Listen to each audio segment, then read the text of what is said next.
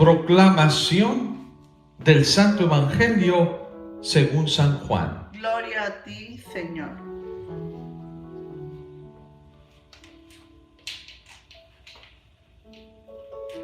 En aquel tiempo, muchos de los judíos que habían ido a casa de Marta y María, al ver que Jesús había resucitado a Lázaro, creyeron en él. Pero algunos de entre ellos fueron a ver a los fariseos y le contaron lo que había hecho Jesús. Entonces los sumos sacerdotes y los fariseos convocaron al Sanedrín y decían: ¿qué será bueno hacer? Ese hombre está haciendo muchos prodigios. Si lo dejamos seguir así, todos van a creer en él. Van a venir los romanos y destruirán nuestro templo y nuestra nación. Pero uno de ellos, llamado Caifás, que era sumo sacerdote aquel año, les dijo: ustedes no saben nada. ¿No comprenden que conviene que un solo hombre muera por el pueblo y no que toda la nación perezca? Sin embargo, esto no lo dijo por sí mismo, sino que siendo sumo sacerdote aquel año, profetizó que Jesús iba a morir por la nación, y no solo por la nación, sino también para congregar en la unidad a los hijos de Dios que estaban dispersos. Por lo tanto, desde aquel día tomaron la decisión de matarlo. Por esta razón, Jesús ya no andaba públicamente entre los judíos, sino que se retiró a la ciudad de Efraín, en la región contigua al desierto, y allí se quedó con sus discípulos. Se acercaba la Pascua de los judíos y muchos de las regiones circunvecinas llegaron a Jerusalén antes de la Pascua para purificarse. Buscaban a Jesús en el templo y se decían unos a otros: ¿qué pasará? ¿No irá a venir para la fiesta? Palabra del Señor. Gloria a ti, Señor Jesús.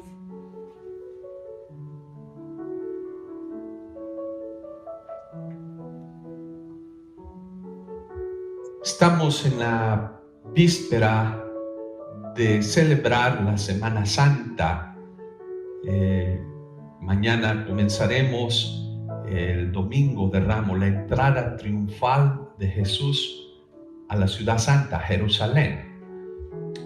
¿Cuál es el contexto que existía en ese tiempo? Sabemos que el pueblo romano, el imperio romano, había invadido a la ciudad santa, Jerusalén. Estaba la presencia de ellos. En el pueblo judío ya había grupos un poquito rebeldes que pues querían la libertad, no querían estar bajo el yugo de otros pueblos. Y bueno, allí a veces se congregaban, a veces pues buscaban adeptos para rebelarse contra el poder.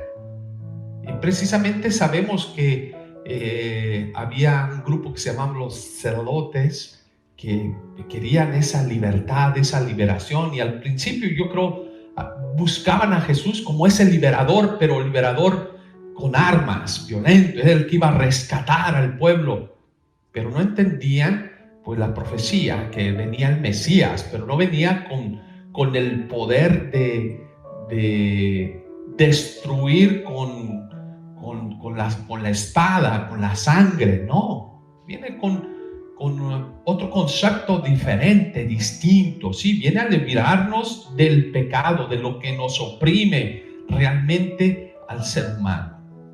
Bueno, Jesús, sabemos desde que empezó la vida pública de él, se dedicó a proclamar el reino de Dios. ¿Y de qué se trata el reino de Dios? Muchos se preguntan. Pues se trata del amor, de la armonía, de la paz, de la fraternidad, un reino donde todos tienen espacio, el reino de Dios donde viene la salvación, no para un pueblo solamente, no solamente para el pueblo judío, al pueblo de Israel, sino esa salvación que es para el mundo entero, como se dice hoy, viene a que todo lo que estaba dispersado, pues se vuelva a reunir en la armonía, en la finalidad por cual Dios crió este mundo. Pero bueno, vemos que Jesús predica, habla del reino de los cielos, y no solamente habla, sino que también actúa, hace milagros, hace prodigios, y la gente lo seguía, lo buscaba.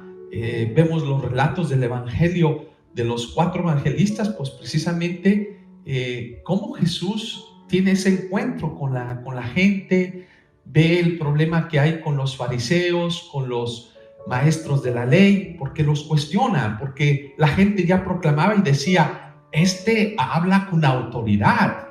Jesús tiene una autoridad, predica con una autoridad fuerte que viene del cielo, pues. Este es del que Juan hablaba, este era del que Juan proclamaba en la voz en el desierto, está en medio de nosotros. Y bueno, ya vemos cómo los fariseos siempre buscaban cómo atacarlo, buscar cómo Jesús pudiera caer en la trampa, quieren apedrearlo, quieren asesinarlo, bueno, buscando una excusa, un pretexto. Hoy la palabra de Dios, San Juan nos presenta cómo crea un prodigio maravilloso, y desde allí parte ya una controversia fuerte entre los judíos. ¿Cuál es? Pues precisamente el milagro de devolverle la vida a su amigo Lázaro, que ya había muerto. ¿Quién había visto ese milagro? Nadie había salido de la tumba ya de varios días, y ese milagro hizo que mucha gente realmente creyera, que mucha gente viera esa maravilla. Pues ¿quién es este?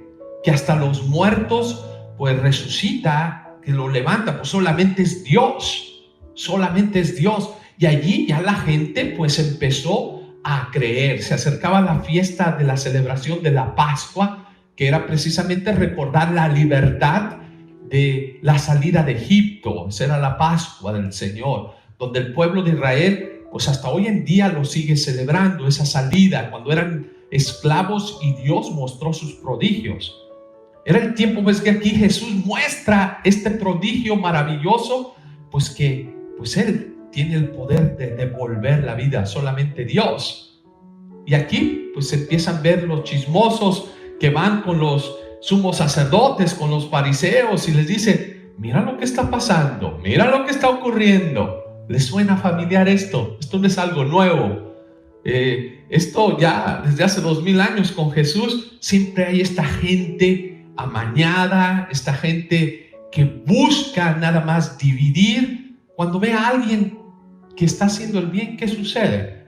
Pues inmediatamente ahí está la cizaña, el mal, ¿sí? Aquí le pasa exactamente lo mismo a Jesús. En lugar de alegrarse, en lugar de gozarse por el bien que está haciendo, hay personas que no le agrada. No le agrada porque quizás hay un egoísmo, un egocentrismo. Yo tengo que ser la que tengo que realizar esto. No se alegran con el que está haciendo el bien. Y aquí le pasa exactamente a Jesús. Por cerrar su corazón, cerrar su espíritu, pues no van a ser capaces de descubrir la presencia de Dios, las bendiciones de Dios. Y esto nos puede pasar hoy en día en todos los niveles, ya sea de la sociedad, religiosa, política. Pues cuando uno se cierra su espíritu, ¿sí? No va a ser capaz de ver el bien que las otras personas hacen. Y bueno, este es el primer punto que quería compartir con ustedes. Jesús hace prodigios maravillosos desde la resurrección de Lázaro, pues allí precisamente ya nos presenta quién es Jesús, la creencia ya de la gente, decir, pues este es el Mesías, este es Dios, este no es nada más la presencia de un ser humano, de un profeta, es algo más grande que cualquier cosa. Y aquí ya vemos el segundo aspecto que presenta hoy el Evangelio de Juan en este texto bíblico, cómo ya el Sanedrín, pues el consejo de los fariseos, los sacerdotes, se empiezan a hacer la pregunta: ¿qué tenemos que hacer? ¿Qué es lo bueno que tenemos que hacer? En lugar de decir, gente de fe, de decir, pues está haciendo cosas buenas, hablemos con él, vamos a ver cómo nos integramos, cómo buscamos el bien de una comunidad. ¿Qué pasa? Allí alguien dice, está haciendo muchos prodigios, está haciendo muchas cosas buenas, y allí la maldad. Dice, si lo dejamos así, todos van a creer en él, todos van a creer en él. El demonio, fíjense, cómo entra de una manera pues allí peligrosa, y dice, y van a venir los romanos y van a destruir nuestro templo. ¿Sí? Ellos querían mantener su comodidad. ¿Sí?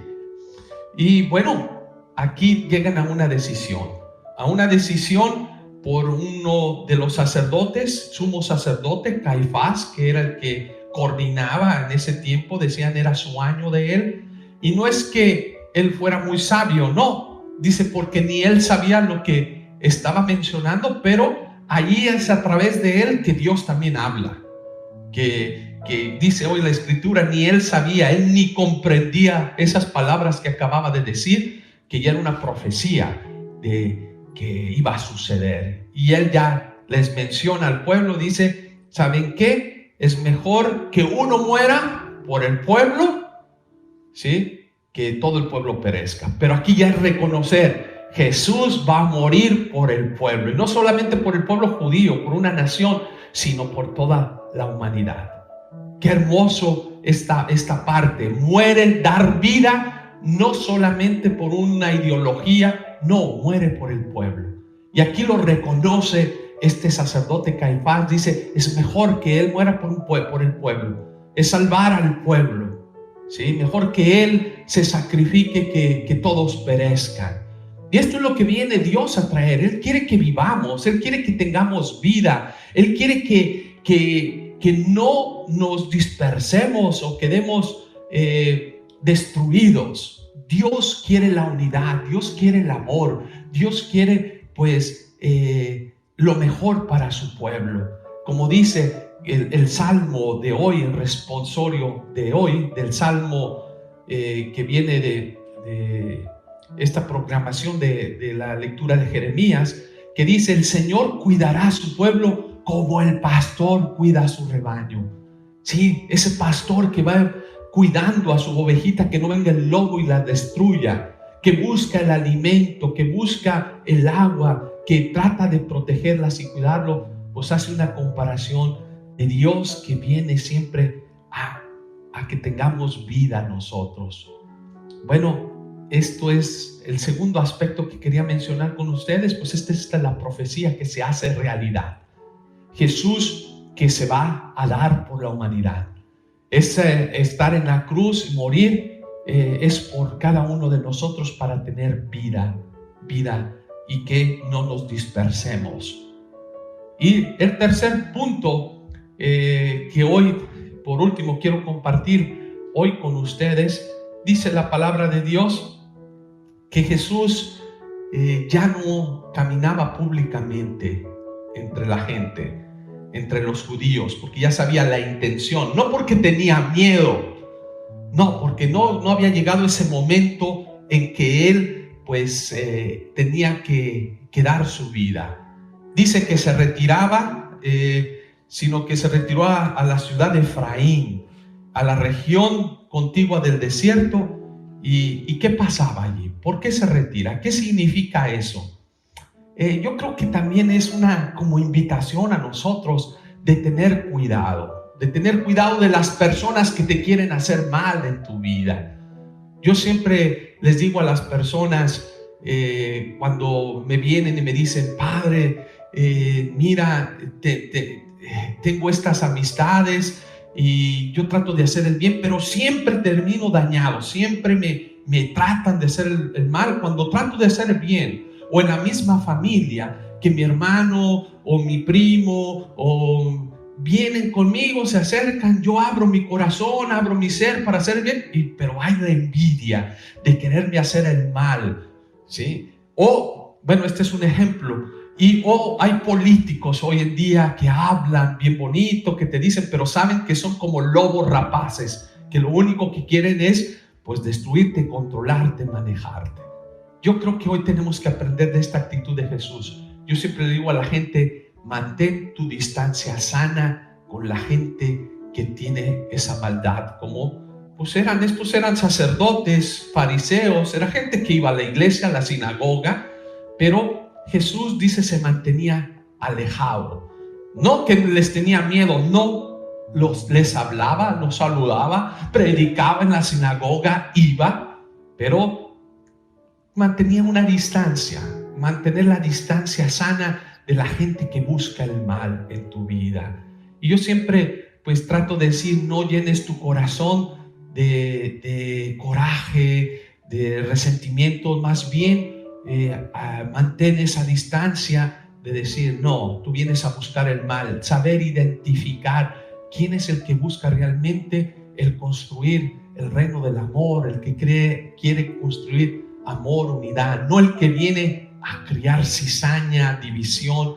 Pues eso de lejecitos, de decir, bueno, espero que un día entiendas y sepas cuál es el propósito del reino de Dios, cuál es por la razón que Jesús entrega su vida y qué es lo que quiere, que ninguno se pierda, que todos lleguen al conocimiento de la verdad. Y esa es la invitación que también se nos da a nosotros, pues pedir por esa gente, por esas personas, por esos políticos, por esos líderes, por esa persona que tengo en mi familia, que a veces vienen como ovejitas, pero son lobos, o en las comunidades donde oramos, en los grupos de oración, pues es pedir por esas personas y decir, ojalá que entiendas el mensaje que Jesús viene a traernos, que no viene a dispersar a la humanidad, sino viene a dar su vida para que tengamos vida todos nosotros.